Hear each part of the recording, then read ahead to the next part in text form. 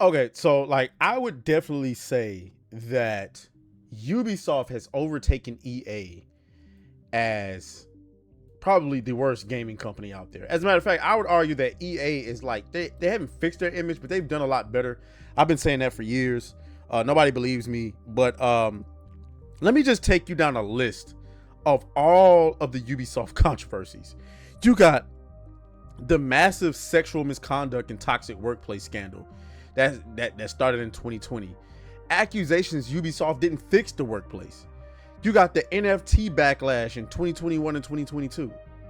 Game delays and mismanagement with the Skull and Bones Beyond Good and Evil 2.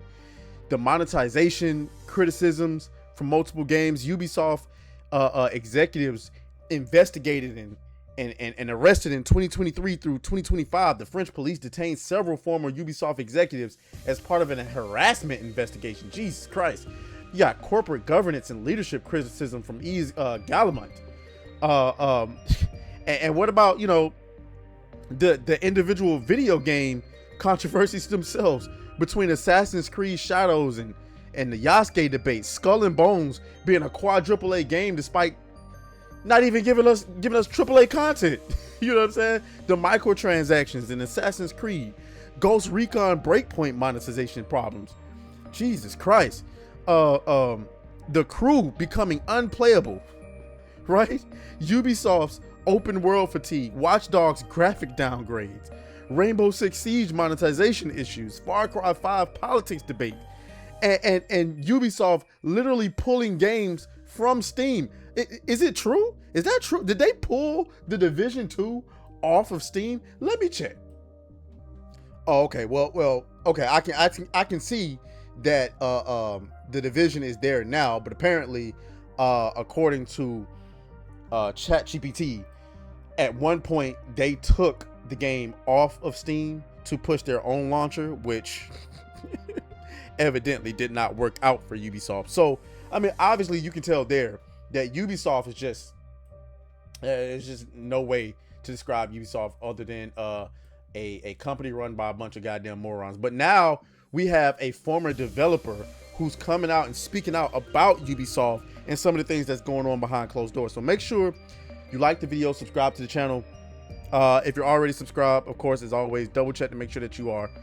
And follow me on Twitter and Instagram. Twitter is GriffGod_ and Instagram is Atreus_. So before we get into this article by GameFile, what's going wrong at Ubisoft, this is a long ass article. Okay. We're not going to go over everything in the article, just the parts that we deem important. And it's also a paid article. So I had to subscribe with the free trial. Of course, I canceled that shit, but just letting you know that up front. So it says, what's going wrong at Ubisoft? A Ubisoft veteran explains why the company has been struggling to release new games, let alone make many great ones. Good intentions don't prevent incompetence and mismanagement. Okay, so let's go ahead and get a good little gobble out of this. So, I mean, there's a couple of this I skipped because, you know, it's just the writer kind of just talking, just yapping. So he says, by 2020, some fans and critics are tired of Ubisoft's output, finding its open worlds formulaic. Okay, but even in its most assembly line era, Ubisoft and its thousands of game makers were capable of innovation, experimentation, and reinvention. Under the same CEO they have now, they would dabble in VR, quickly jump onto new platforms, sometimes produce indie style games, and somehow find time to partner with Nintendo to sort of make a new Star Fox. All right, so based on the first sentence there, their open worlds became formulaic. I mean, that's an understatement, nigga. Like that's an understatement. Every single first of all of their games were open world. Okay, all of them, and they all had the same open world tactics. You know, go to an area, climb a mountain, a building, something, unlock the map, go down do a bunch of side quests. Like it's ridiculous. It was absolutely ridiculous. And the reason they took this formula and applied it to every game was because they got greedy and they found out that they could sell time savers to gamers. Meaning, so if you don't know what I'm talking about, if you play an Assassin's Creed game recently, I don't know about Shadows because I didn't play Shadows, but if you play a Assassin's Creed game, what it does is It's now open world. You run around and you got to level up because there are enemies in certain areas that you can't take on. They're higher level. And so you got to go around, you got to do all these side quests and stuff like that. And what you'll find out is you got to do side quests and you got to find items and stuff like that to level up. And what you'll find is this takes a lot of fucking time. And so what they do is they do that on purpose, turn up the grind, and then tell you, hey, look at the store. You see this right here, this little item? Yeah, if you purchase this, it'll increase your experience gain from combat by 2 times, 3 times, 4 times, however much you want to spend. You get what I'm saying? So for people who didn't have the time to grind it, could kind of get through the game. But see, that doesn't fucking work. Not for gamers, because we know that you're making the game grindy on purpose. So you're going to be doing either one or two things. You're either going to be playing the game a lot because you're grinding it, or you're going to be paying more money than what you already paid for because you don't have the time to do the grind. This is unacceptable. Okay, they continue to say Ubisoft had creativity and spark. It demonstrated an abundance of artistry and productivity.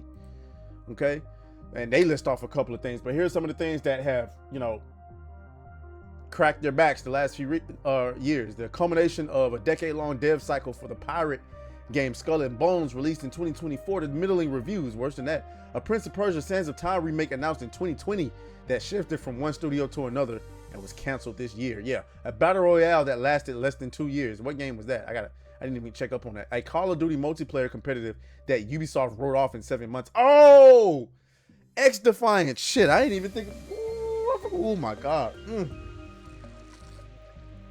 What a collapse.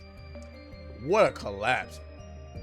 A Division game announced in 2021, then canceled. Damn. A Ghost Recon game announced in 2021, then canceled. Jesus. A Far Cry game back in 2021 and 0 cents. A Splinter Cell remake announced that same year and not seen again. Damn. A sprawling Star Wars saga that I liked more than most, released in August 2024 with obvious flaws that needed to quick post release patches and that triggered a corporate and mea culpa and a major delay to another game. Basically a replay the embarrassment of October 2019 when Ubisoft released a sprawling messy game that triggered same thing, whatever. A big game that had a teaser trailer in 2008 and is somehow still in development. Talking about Beyond Good and Evil. Damn, how is that game still in development? And I'm not even interested in that. So today, it's been nearly a year since Ubisoft released a big new PC or console game. The release date of the next one is unknown. The company's public calendar for new PC console games is barren. What in the world has happened in Ubisoft? I recently got one hell of an answer. It comes from a trusted Ubisoft veteran whose observations squared with much of what I've heard from other sources over the last year. Though never stitched together in quite as competent a matter, I found their answer thoughtful and complex with the kind of nuance that I believe will help people consider the challenges afflicting Ubisoft and perhaps other big game studios. So yeah, I mean, they go over a lot. I recommend that you go and read it. We continue. As it has released fewer games that have failed to hit it big, Ubisoft has been shrinking its giant global workforce from 21,000 to 17,000 now. In the January of this year, Ubisoft announced a reorganization into 5 creative houses, including one subsidized by Tencent, and that will handle Assassin's Creed, Far Cry, and Rainbow Six. At the same time, the company said of those creative houses, each one is built around a clear genre and brand focus with full responsibility and financial ownership, led by dedicated leadership teams. It is a radical move relying on a more decentralized creative organization with faster decision making and best-in-class cross-functional core services supporting and serving. I don't know how this is going to work out for them. You know what I'm saying? At this point, I doubt anything's going to work. So anyway, so several weeks ago, I saw a take on social media that blamed Ubisoft's game developers for not creating games that connected with the public. I asked this veteran developer about that, and they took some time to write a thoughtful and thorough response. The problems, the developer told me, were complex. They started by acknowledging that yes, some blame for the quality of Ubisoft's recent games can land on the shoulders of the game creators themselves. He says, developers at Ubisoft have made some poor choices in the past and will continue to do so. Sometimes it's a mistake from the start, and it's tough to change the story structure or the core pillars of your game right at the finish line. Sometimes a half-baked mechanic is the result of the least worst solution to a late cut. This type of game dev story isn't specific to Ubisoft. Every game suffers from that to various degrees, and yes, most of these decisions are made by the developers. Upper management requests on gameplay or art from editorial or marketing are very real and have sometimes been really bad. However, that doesn't mean the Ubisoft management should be left out of this conversation. I definitely agree with that.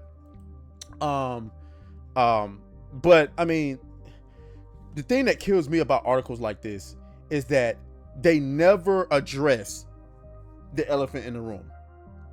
He did mention a lot of the people that work on these games in the article are juniors, but he didn't mention the type of people that they're hiring, the type of people that are in these leadership positions.